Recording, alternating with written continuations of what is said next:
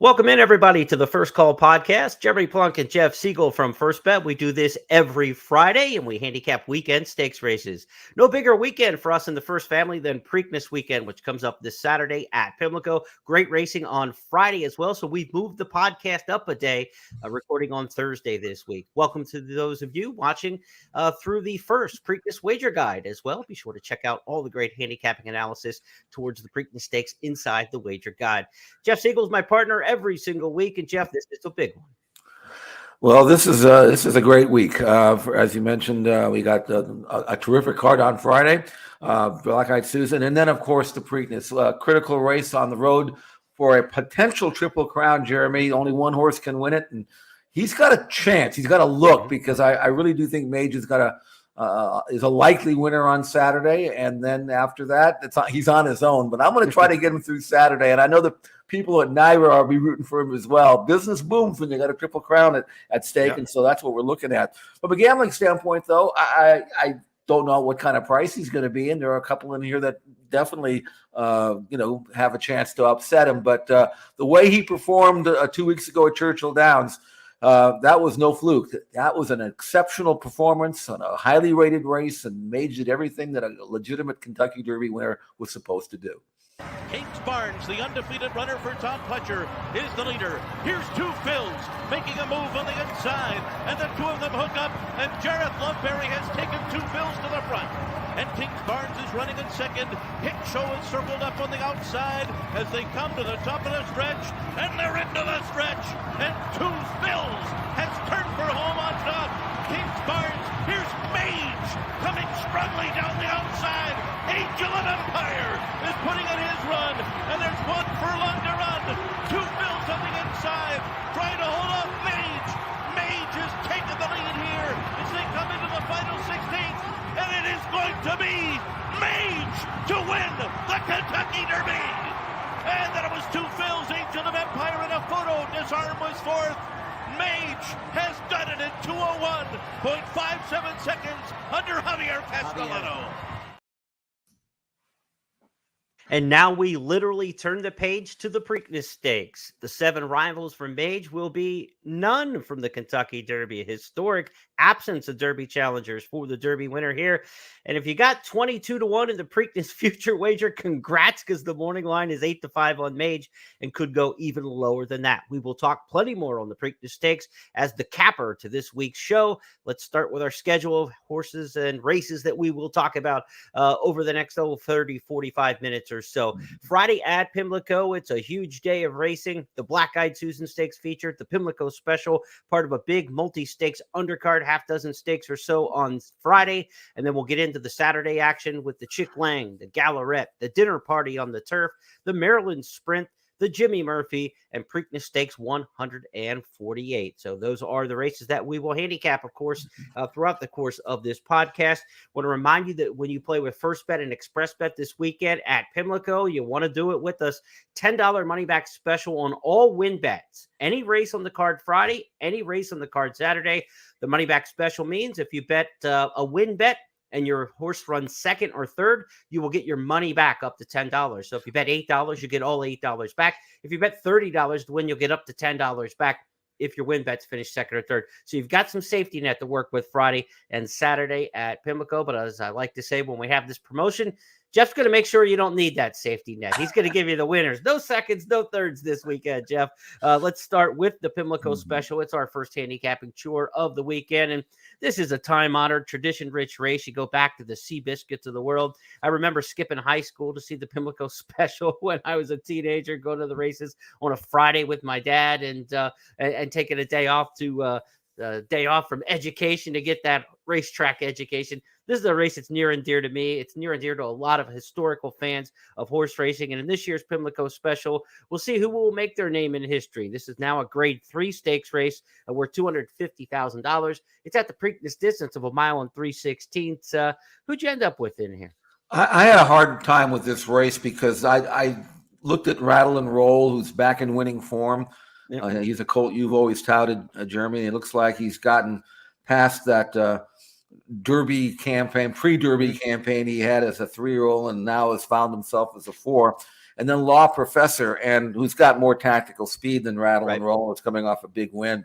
What made it hard for me was these horses look very similar. Rattle and Roll's run 16 times. He's got 6 wins. Law Professor has run 16 times. He's got 6 wins. Right. Numbers-wise, Rattle and Roll might be a tad faster. He's had 3 triple-digit buyer performances. Law Professor has yet to have one, but they're both good. And the way the pace scenario looks, to me, it looks like it might be rather modest, going a mile and 3/16, which may give Law Professor a little bit of an edge. And the way he performed in the Excelsior Aqueduct on a track last time out tells me that he's good. And if he runs back to his last race, he might be able to upset the 9-5 morning line favorite Rattle and Roll. But Law Professor coming off a very sharp win. His trainer, Rob Atras, is on a roll lately in New York, and this horse was on a roll in the Excelsior, as you mentioned. Let's take a look back. Law Professor is the target, a quarter mile left to go, and now kicks for home. Keystone Field is back to second. Far back to the rest right now. Law Professor is just opening up here, is now 3-4 widening lengths in front, is approaching the final furlong, is drifting out here in the stretch. Keystone Field continues to chase. Law Professor is well clear. Miles D is third. Law Professor gets it done. Was a short price favorite, and Law Professor Manny Franco, they win the Excelsior. So it's Law Professor, top choice for Jeff in the Pimlico Special. Should be a 2-horse race in there, I believe, with Rattle and Roll. Let's go to the Black-Eyed Susan Stakes next on the program. They go as races 12 and 13, back-to-back on a 14-race card. The George E. Mitchell Black-Eyed Susan Stakes, Grade 2 company. These are the Phillies version of the Preakness Stakes, a mile and an eighth on the main track. And we've got a field of 12 in the entry box for the Black-Eyed Susan Stakes. Let's take a look at that field. It includes Hoosier Philly, who at one time this winter was expected to be the big favorite for the Kentucky Oaks. She's in rebound mode after a couple losses, trying to get back on the beam. You've got horses like Comparative for Brad Cox, who are on the rise, but Feza has been the steady Eddie of this group, Jeff, and maybe of the entire 3-year-old crop, because this has been an up and down 3-year-old class this year. We saw Pretty Mischievous win the Kentucky Oaks. She had a little bit of a step back in the Fairgrounds Oaks. Nobody has just been consistently on top, but Feza, she's never been beaten in her 5 starts. No, I mean, and she's getting better with every race, too. It's not like she's peaked and kind of maintaining her form. You might question who she's been beating out here in California. I don't think the also-rans are all that great, but the way she's been demolishing them and the way she's been training since then, and her style, which is always, close up and then kick on. She doesn't worry about pace or anything else like that. She can make her own trip. I think Feza is exceptional, and she has a chance really with a outstanding performance in the Black-Eyed Susan to kind of go to the top here. I think it's pretty hard to ignore a filly who will have been undefeated then in 6 starts if she doesn't. Right. But her win in the Santa Anita Derby, Santa Anita Oaks was outstanding, and she's trained well since. I expect another major performance, maybe a career top performance from Feza. Let's take a look at her Santa Anita Oaks. Frank Biramati on the mic. Feza takes the lead with a quarter of a mile to go, and Tell Me No Lies is next, followed by Venganza. Window Shopping putting in a valiant effort with a furlong left to go, and it's Feza with a 3-length lead. Clearly Unhinged and Tell Me No Lies, Window Shopping, all left in the wake of the fabulous Feza, who's 5 for 5 and wins the Santa Anita Oaks with plenty in the tank. We've got some additional coverage at expressbet.com and at news.first.com of Preakness Friday, if you will, the Black-Eyed Susan Day card. You can get the Meet the Contenders blog, which takes you through all 12 of these contenders and introduces you to their records and their strengths and weaknesses.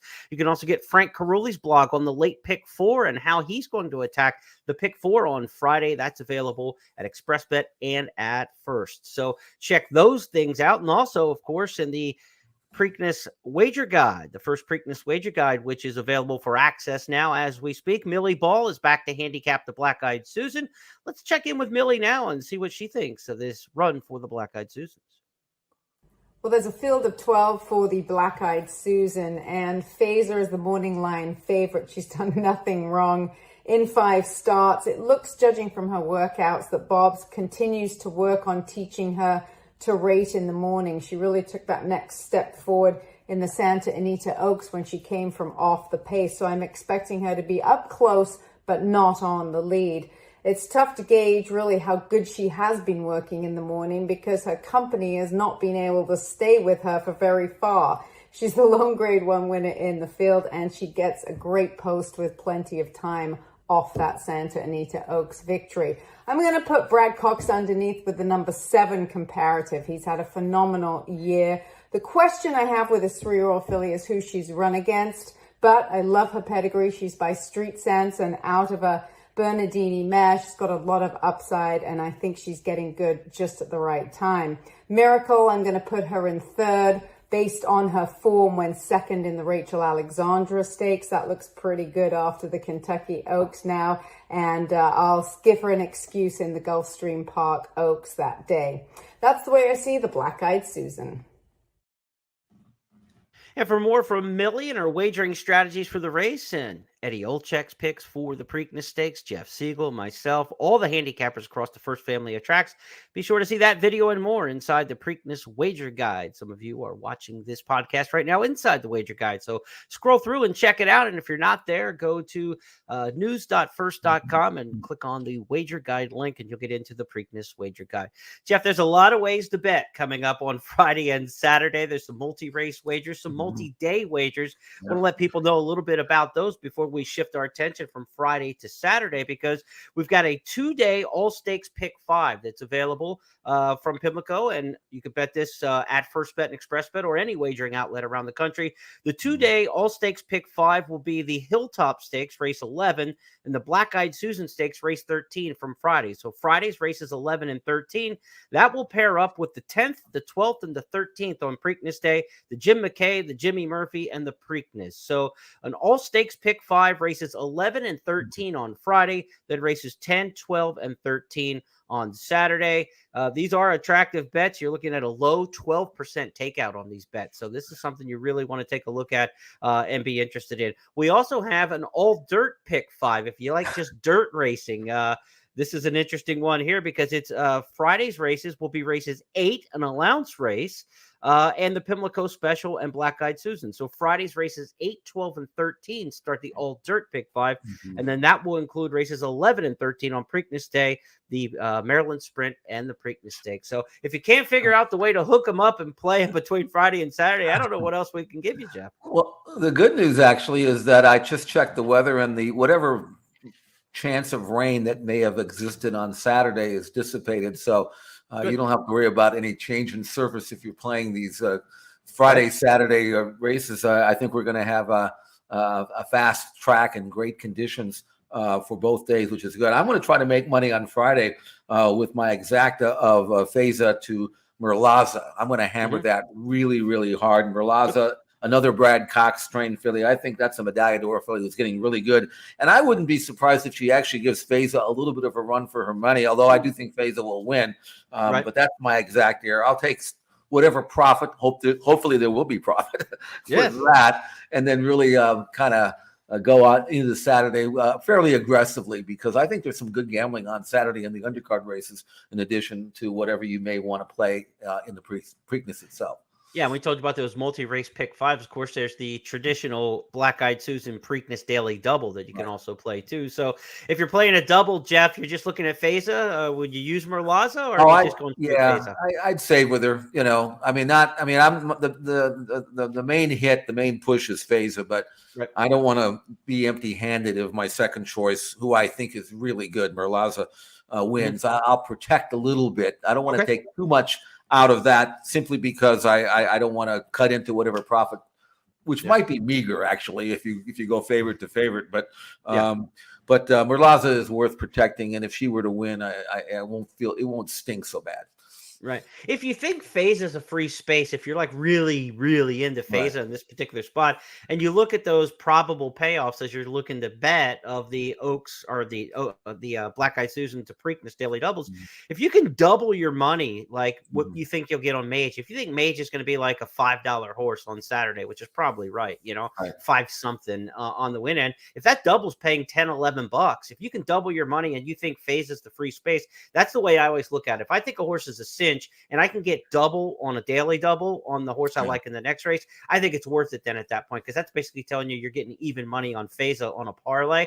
And if you think Feza is a cinch, then even money is actually value, but you can double your money then to Mage. So that's the way I would look at it if you're looking at the two favorites over the course of the 2 days. Let's go to the schedule of races that we're going to handicap now for Saturday at Old Hilltop. The Chick Lang Stakes will be the first that we handicap at race number 6. Race 6 on the day is at 1:29 in the afternoon. They get an early start on Preakness Day, 10:30 for first post time for the 14 race card. Chick Lang Stakes, named for the former general manager of the Maryland Jockey Club, the beloved Chick Lang, one of the most beloved iconic figures in the history of Maryland racing. Everybody loved Chick Lang. This race honors his memory. $200,000 grade 3. This is a good sprint race, Jeff, that over the years for the 3-year-olds has had some really good horses. Steve Ashmus has run some of his absolute best 3-year-old sprinters in this race over the years. And we've got a good one this year because you've got Super Chow, who's just, running through it down at Gulfstream. Won 6 of the last 7, something like that. And then Having a Meltdown, who, no matter where in the world he's run, whether it was the San Vicente or the Saudi Derby, has laid it out on the track. This is a good addition with 2 really good options at the top. Yeah, I really think that, though, at 6 furlongs, Having a Meltdown has an edge because he is very, very quick. And after winning his debut very impressively and then coming right back and winning the Best Pal, he won the first race at 5/8 and then 3/4 after that. He's been stretching out 7/8, 7/8, 7/8 a mile in the Saudi Derby. And that's really, I admire him because he's running at distances that are maybe a little farther than he really wants to run. But he's been hanging in there. Won the San Vicente going 7/8. I mentioned that. Won the Bob Hope at Del Mar, and both races were visually very impressive. Then he went to Saudi Derby, and he lost a toughie in that race. Pretty good horse was behind him, though, that day, Dermot Sotogake. So he certainly did not run badly. Now he's fresh. He hasn't been out since February.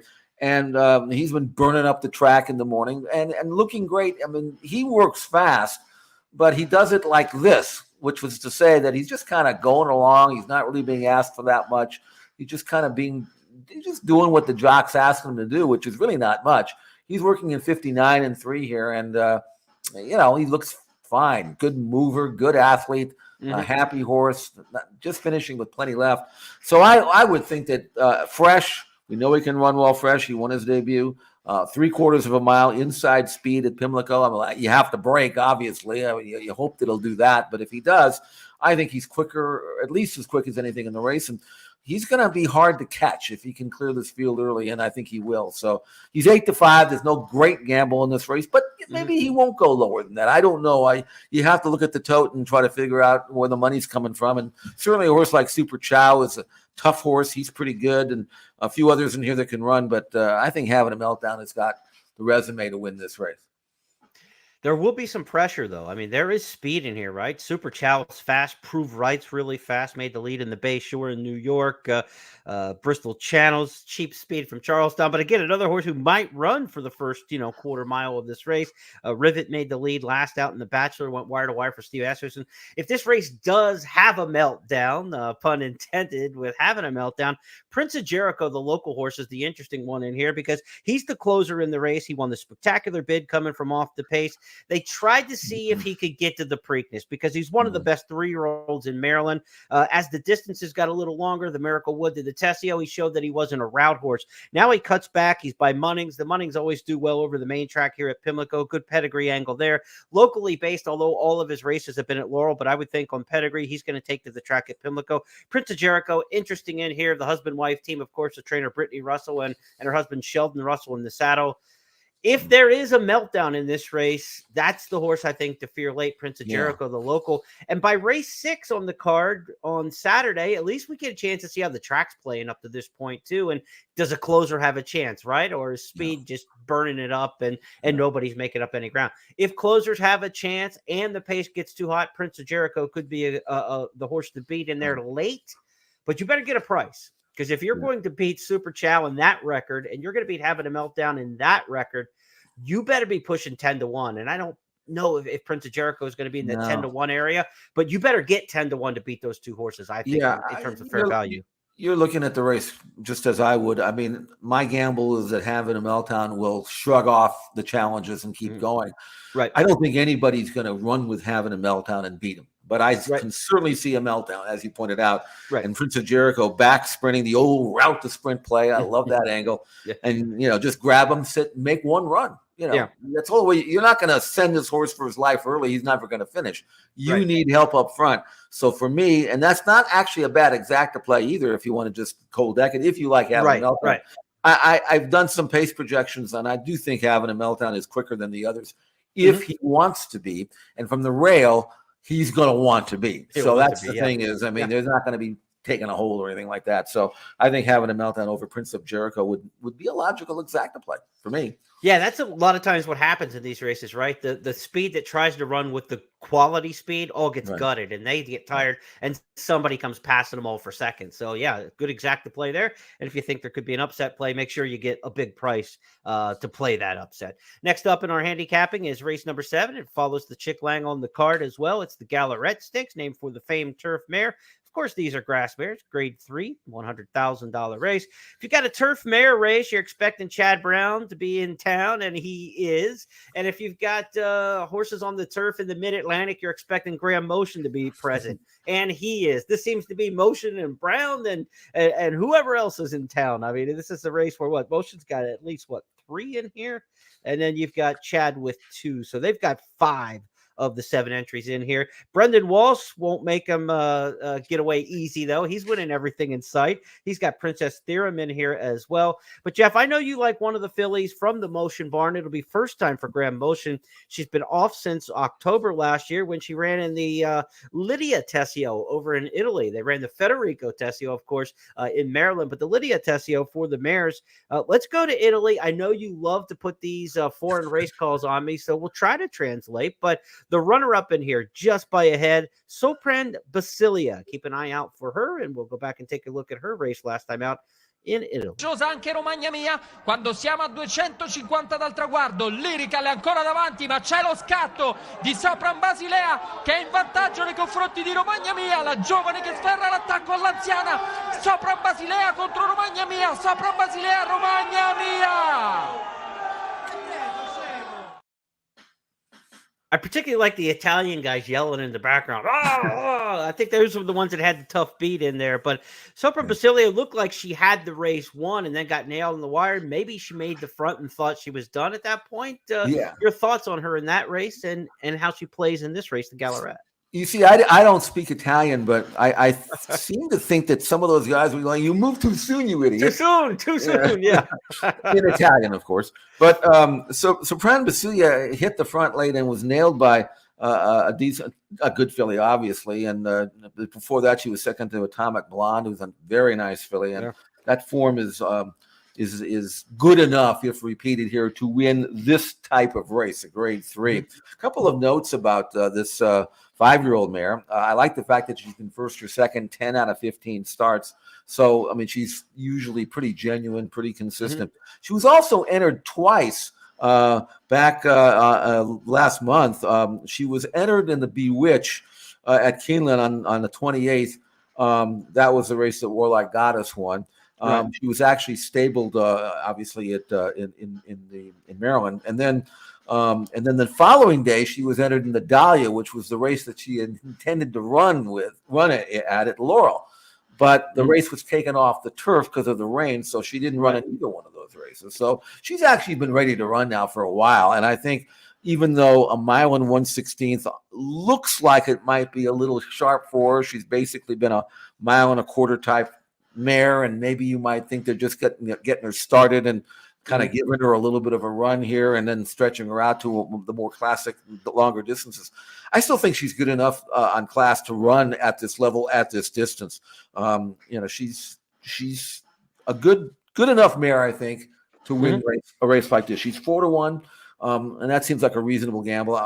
She's not a deep closer, as you saw. She can lay fairly close up and kind of quicken, which is what she did. And I think she's going to adapt to this distance and this track very nicely. So at 4-1 in the morning line, I'm going to go with the Irish-bred Italian raced Sopran Basilia to win the Gallarette. She should get a good trip in post 2. Sias is pretty aggressive out of the gate, getting position. And really, Traffic Song, the 3, is the speed of the race. And everybody else kind of wants to sit in that, 2, 3, 4, 5 kind of area. There's not a lot of deep closers in this race.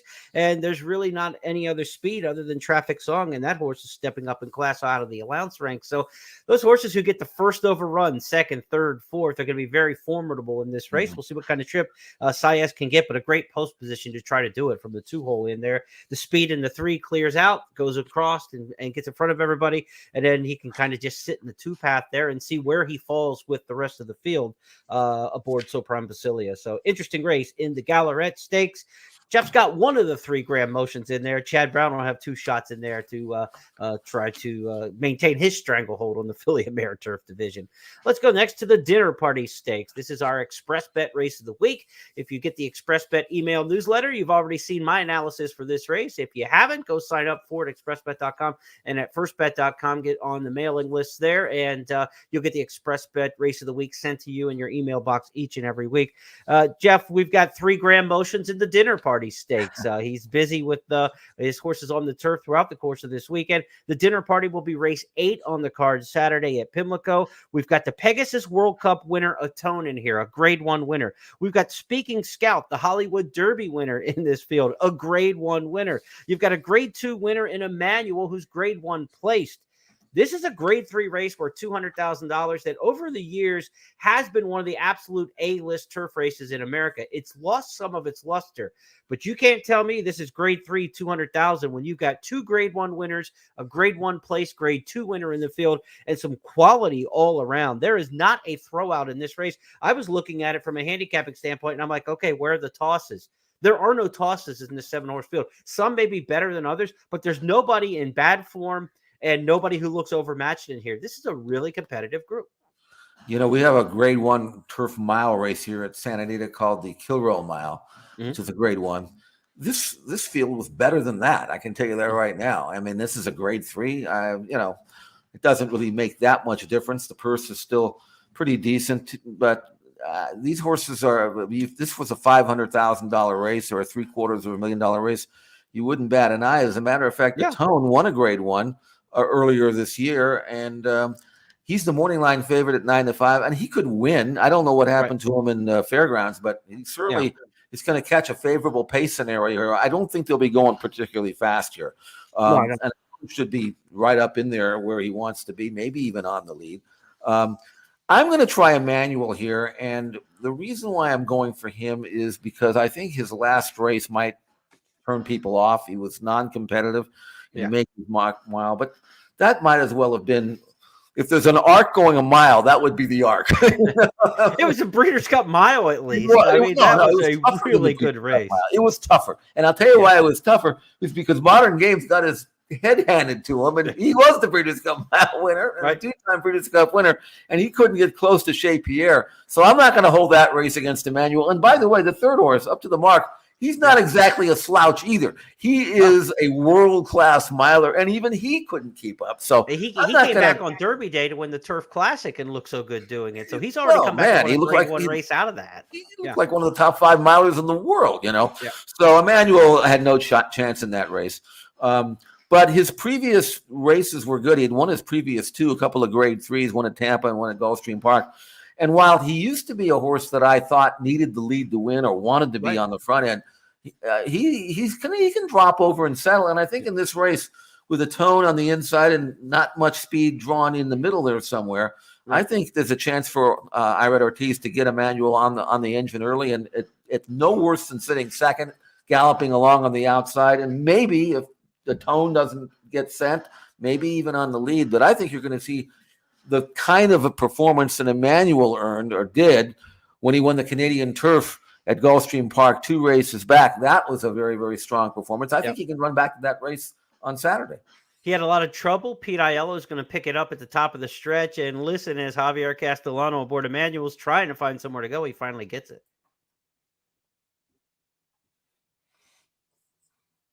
Steady on to Chevenek on top. Super Dormy is second. Castellano, he has his hands full of Emmanuel, but he's got no place to go yet. 3/4, 1:11 and 2. Safe Conduct battles back inside to take the lead. Now racetrack for Emmanuel. Meanwhile, Steady On got the jump on him. Steady On is in front. Emmanuel hitting high gear. Final 16th of a mile, and here comes Emmanuel down the center, getting up to win it. Second is Steady On. Fort Washington rolled home for third. Jeff, I don't understand how it plays with jocks and owners and trainers and who gets what assignments, but Javier Castellano got that one through trouble, got the victory. They got beat last time, but his reward for all that is getting canned here, and Irad Ortiz gets the mount on Emmanuel. I mean, Javier will take it, right? I mean, he won the Kentucky Derby 2 weeks ago. He's got the mount on Mage a little bit later today. He lands on Easter in this race, but I can't imagine that was his first choice to jump off Emmanuel to go ride Easter in this particular spot. So little musical jockeys for you in the dinner party stakes. I took a shot in here with Rising Empire for Brendan Walsh. Walsh is winning everything in sight. We've seen it over the last 4, 5, 6 weeks, dating back to the beginning of the Keeneland meet. He gets Johnny Velasquez to ride. I agree with you that there's not much speed in this race at all. He was able to make the lead in the Mervyn Muniz and just get beat at the wire by Spooky Channel that day. I'm giving a shot to Rising Empire, but I will admit no Lasix does concern me because he didn't run well in the Elkhorn Stakes. That was stretched out to 1.5 miles, but that was without Lasix. He's without Lasix here, so I'm a little worried about that. But if it's not the Lasix and it was the 1.5 miles last time, and a good field, Red Knight, the runner-up in that Elkhorn, came back to win the Man of War Grade 1 at Belmont last weekend. Maybe it was the competition, maybe it was the 1.5 miles, and it wasn't the Lasix. But I think the pace will set up nicely for Rising Empire. I expect him to be fairly close. And right now, I'm just going to ride the Brendan Walsh train. Give me a ticket. I don't want anybody sitting next to me on the train. I just want to ride it because everything he sends out is running so well. Yeah, no, I mean, like you say, top to bottom a chance. A really good, interesting race, and a kind of a race in a race because the winner of this race, it might be the winner might be dictated by what kind of pace we have. If they somehow engage, if a tone goes and the horse that you like goes and. Maybe an Emmanuel, maybe they've got it in their mind they want to send, and things could set up nicely for a closer. But if they're dawdling, these are the kind of horses that if they go slow and they switch off, they're good enough to re-break, and they're tough to catch when they go slow and early. So, I mean, watching them go by the stands for the first time is as critical as watching them where they go in the final furlong almost, because that'll dictate how the race shape comes up, and that'll dictate who wins. Dinner party, race number 8 on the card. That's usually the race right before the Preakness Stakes, but it's moved up earlier in the program this year. It'll be race number 8. Next up on our schedule to handicap here on Saturday at Old Hilltop will be the Maryland Sprint. This is race number 11 on the card. Grade 3 worth $100,000, and some horses that have had some form in the past, Prevalence, Nakatomi, but there's some horses maybe that you're looking on the local ranks with Wonder Where Craig is, Hello Hot Rod, and then you've got a shipper, Jeff, Straight No Chaser, that I know you like off of this effort at Oaklawn Park last time. Let's take a look back and see his most recent unveiling. We're going to angle wide, coming for home off the turn. And with the lead, it is Straight No Chaser. He tries to get a little clear. Garhole is all out, but 3 lengths back. Straight No Chaser is responding in the final furlong, and the Southern California Invader has just drawn clear. It's going to be a big battle for second involving Ruggs and Osborne. Straight No Chaser by 7. Osborne up for second, then Ruggs, Garhole. That was awfully dominant there, ready to make the step into a natural stakes race. This horse had been in the stakes ranks before, but off that allowance win, now going to the grade 3, 100 grander, 6 furlongs. This looks like a natural rise in class. This doesn't look like too much, and that last race was impressive. It was, and I'm picking him to win this race, but the situation's a little different here. In that allowance race, he caught our field that really didn't have any early speed and was able to make the lead in hand. And you can see this fractions, 45 and 2 1/2, finished out in 9 flat, coming home in 23 and 3, which is what Straight No Chaser is capable of doing given the soft type of pace scenario that he was blessed with in that allowance race. Right. But now you've got Wonder Where Craig is on the outside of him, and he doesn't want to wait around for anybody. And if Straight No Chaser is forced to go a lot faster in this race than he did last time, then that could prove fatal to him, because he's one of these kind of horses that and I've seen him run. He was out here at California, and he's not sitting and stalking and going by anybody. He's onto the front, and whether or not, and depending upon how fast he has to go the opening quarter and half, will depend on how well he finishes. So, if somehow, some way, you can get the edge on Wonder where Craig is early, and Russell decides to kind of sit right behind him, then he'll never get by him. But if he goes with him and goes head and head, then you might have a problem. So this is a tough race for me. I think it's another race where the opening quarter is going to dictate the winner of this race.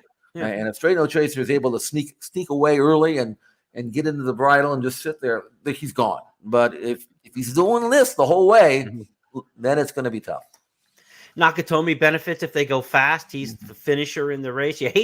You hardly ever say that with a Wesley Ward trainee, that he's got the finisher in the race, right? I mean, Ward's known for like gate and go, but Nakatomi can rate and sit and pounce, and under Tyler Gaffleone would be the late threat in this race. So the two favorites in this race have different running styles. So if you're looking at multi-race wagers, I like to say that a lot. If you're going to go too deep in a race, take horses with divergent running styles, because if it sets up for one, it won't set up for the other if you have the same running styles. But in this particular case, if it goes fast, then it sets up for Nakatomi. If it goes slow, it's Straight No Chaser. And I think that's a too deep situation that gets you through this race probably under most predicted scenarios for the Maryland Sprint. To the 12th race we go next. It's the James W. Murphy. If you're familiar with him, it's the Jimmy Murphy, one of the most beloved trainers in Maryland for decades. This race memorializes Jimmy Murphy, $100,000 purse here. 3-year-olds on the turf. They give a lot of chances for the 3-year-olds Preakness weekend to run. You got the sprint race in the Chick Lang. You got the turf mile here for the Jimmy Murphy. And then, of course, the Preakness Stakes. They've got their chances to shine. In the Jimmy Murphy, we've got a couple Triple Crown nominees, horses like Circling the Drain and Fantastic Again. They didn't make it to the Triple Crown, but they ran okay along the trail. Private Terms third for Circling the Drain, and a third place finish in the Jeff Ruby for Fantastic Again. A race, Jeff, that you have to move up after, as well as Two Phils ran on Kentucky Derby Day. He ran a winning race most years. Two Phils, the runaway winner of the Jeff Ruby, but Fantastic Again's pace and held for third in that race. I think it's flattered by the Kentucky Derby result. Well, not only that, but I don't really think Fantastic Again wants any part of a mile and an eighth. He's a miler. But if you go back and watch that race, he looked like he was home free at the quarter pole. I mean, he really was breezing on the lead. I mean, and if you looked at if you'd watched his previous two races, you knew that he could give you a second move. And I'm thinking, this horse is gone, and he would have been gone, I think, if Two Phils wasn't Two Phils. We found out Two Phils is not just Two Phils. He's one of the best 3-year-olds in the country, and there are some who probably still believe, or maybe believe, that he is the best. I don't know. But the bottom line is Fantastic Again is now dropping back to a mile. He's also trying grass for the first time. Now, he has one prior grass race, but that was sprinting in his debut, so I'm not going to count that. It's by his son of More Than Ready. He gets Lasix for the first time, which won't hurt. Switching to Johnny V, inside draw. Now, there is pace on the outside of him. I wonder how much pace Top Recruit coming out of a series of sprint is going to show, whether they might try to grab him a little bit to see, to try to slow him down. Western Yarn, the 3-hole, has got front running speed, but he's not blazingly quick. I would love for them to ignore Fantastic Again and have Fantastic Again break from the rail and sneak away to that clubhouse turn and establish the running. If he does that, then I think he's going to go all the way at 3-1. Now, if he gets hooked early, then it's precarious. I don't think there is any intention of taking him back. Wesley Ward, as you mentioned, not taking anybody back unless he has to. So I think Fantastic Again is going to be committed to go to the front, and maybe in doing so, maybe scares off the other two speeds. We'll know going into the clubhouse turn. I'll know if I like him. I'm betting on him. I'll know whether I have any kind of shot in the first furlong or so, And but I'm going to gamble that this is what he wants to do: a mile on turf, fresh, training well, first time Lasix, inside draw. I'm going with Fantastic Again to win the Jimmy Murphy. The fantastic again, jockey changed to John Velasquez in this race. We mentioned this on our Tuesday podcast earlier this week, though. Watch races for years, and you'll know when Johnny V's got speed on the rail, he's going to be about in the 3 path going to the clubhouse turn, and then he's going to make that quick dive into the inside and try to take everybody else out a few paths. So if you're outside of Fantastic again, going into the clubhouse turn, you're better off tucking inside, because if you try to go abreast, you're going to end up, I think, out a few paths and lose ground. And then he makes that angle, and he doesn't lose any ground, but everybody else does in reaction. And so I think this is a place for his crafty ride to be very effective. I think he probably learned that watching Cordero back in the day. I believe probably so. Nagarok also in this race, interesting. He owes me nothing. He was my long shot to play in the Breeders' Cup Juvenile Turf, went third at 39-1 and juicing up the trifecta that day. He's been a little disappointing in 2 starts this year as the favorite, getting beat a length. Grab Motion now turns to blinkers on Nagarok. Usually blinkers on to put a horse into a race a little bit earlier than usual, or get them to finish and get away from the pack a little bit and not run with the herd. I think this is more of the latter. I think they didn't like the way he idled in the stretch in his last 2, and they're trying to get more finish out of him with the blinkers than necessarily get him into the race early. Tough post from the 9-hole going to turf mile here with all the speed to the inside. We'll see what kind of trip Pratt gets with Nagarok. And if you're wondering what in the world a Nagarok is, it's Corrigan spelled backwards. He's owned by Corrigan Racing. So I figured that out last year after I was mispronouncing the name the whole time. What is Plonk backwards? Nope, right? Nope, or something like that. Yeah, I don't know. Nope. Okay. We'll name a horse Nope. We'll come up with something like that. To the Preakness we go, and it's the big event on Saturday's card, race number 13 of 14. Preakness number 148's got $1.5 million purse. 3-year-olds in here, and we have a field of 8, not a traditional field of 8. We have the Kentucky Derby winner and 7 first-timers to the Triple Crown Series. The 7 rivals for Mage in here did not compete in the Triple Crown Series. Jeff, let's talk about Mage. We're going to get a little bit of look at some of his training. If you didn't see from the Maryland Jockey Club this weekend or this week, they've given a news feed out each day that includes some of the training, and we get to see Mage on the track at Old Hilltop. He's been there all week. Jeff, thoughts on the horse, what you see here in some of the video, that sort of thing. Mage is the headliner and the star of the show for the Preakness. He looks great to me. I mean, he looks happy. I just watching video like everybody else, but those who have actually seen him live on track, up close and personal, are saying that he looks fantastic for a horse that obviously had to lay it down 2 weeks ago. And, you know, I always say that the good horses can overcome short rest and hard races. That's why they're good, you know. Right. The cheaper ones, they're the ones that fall apart. So I think Mage is going to be just fine. And I also think Castellano probably learned something about him in that while I don't think it was his plan to be 15th, 15 lengths back as they pass the stands for the first time, he also found out that he doesn't need to panic with this horse. He's got a push-button horse. He made an extended run to catch up and be near the lead top of the stretch, but he wasn't really asked to do that. He was kind of making up ground on his own courage. And then when Javier pushed the button and said, okay, we're here now. Now what are you going to give me? And found out this horse can give you that really good turn of foot from the quarter pole home. I think he can ride this horse with immense amount of confidence, not worrying about where I have to be early. I don't have to be on the lead. I don't have to be 2 lengths off it. I can be anywhere I want to be, and this horse is going to lay it down for me. And that's something that I think is in Mage's favor. So if he comes back and runs to the 105 buyer number that he earned with trouble after a slow start, I think this race is over, even though there are some nice improving colts in here. First Mission is really progressing nicely for Brad Cox.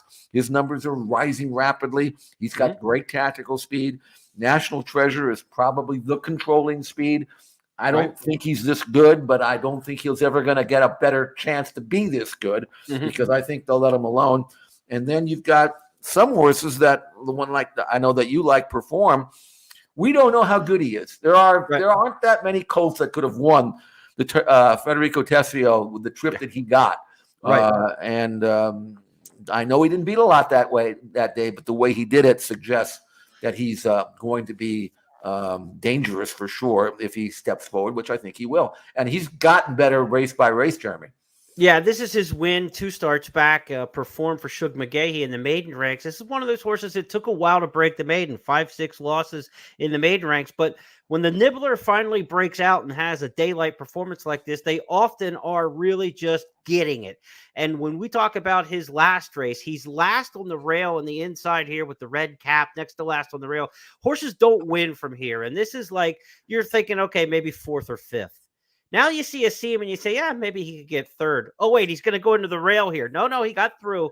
Now maybe he could get 2nd. But this last like 40 yards is unbelievable. The acceleration and the way he's reaching out with his neck. I just really kind of fell in love on video with this horse perform. He's not a horse as I handicap on paper. My first run through a race, I'm saying, oh, this is my guy, right? And even when I watched the Tessio, he wasn't my guy.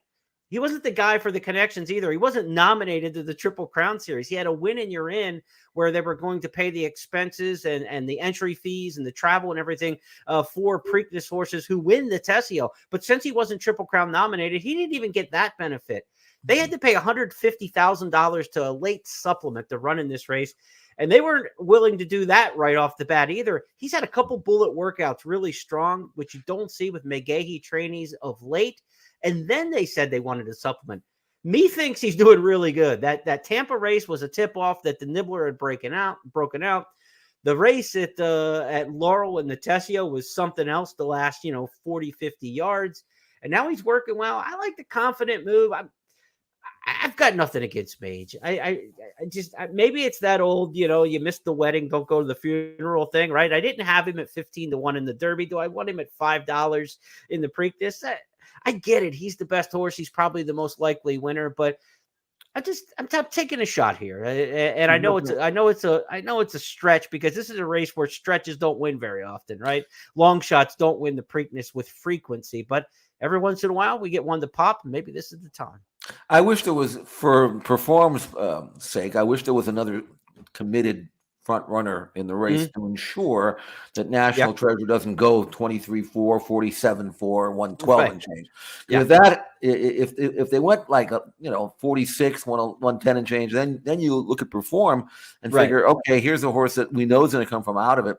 I was surprised because after he won the Tessio and he was visually that impressive, you would have thought that Shug would have taken an intermediate step and then maybe point for the Belmont. Maybe he didn't want to back him up and run him in the Peter Pan.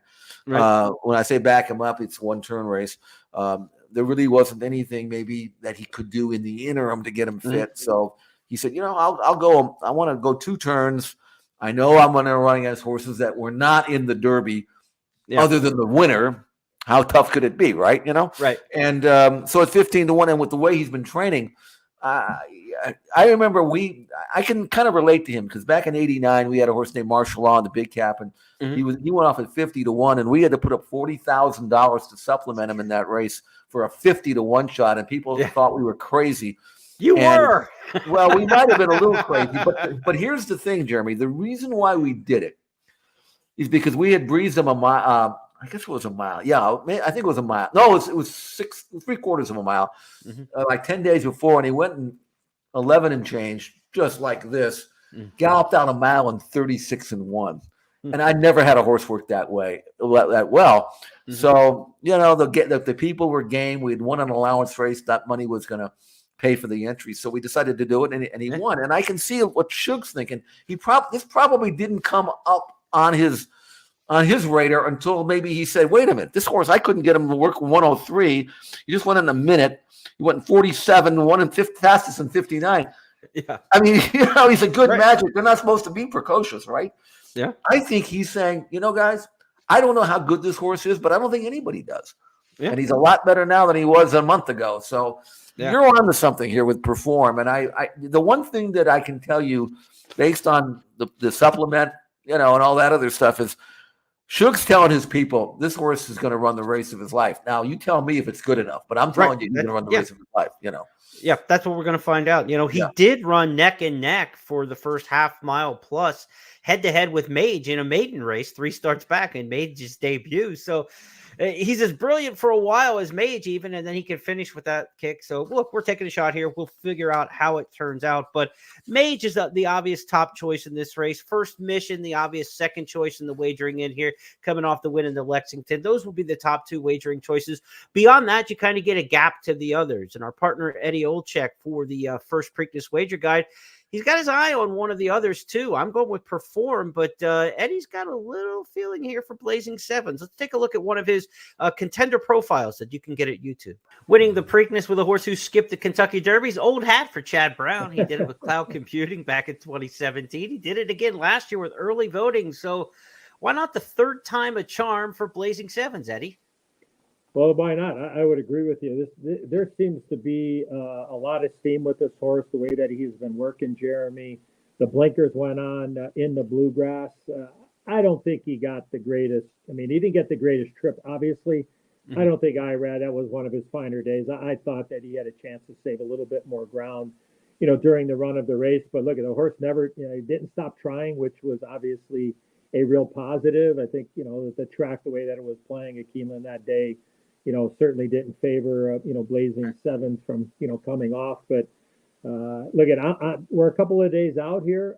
With full disclosure, this is probably where I'm leaning right now. Let's see how the track plays on Friday and how the track plays on Saturday. But yeah, why not third time a charm for Chad Brown in the Preakness?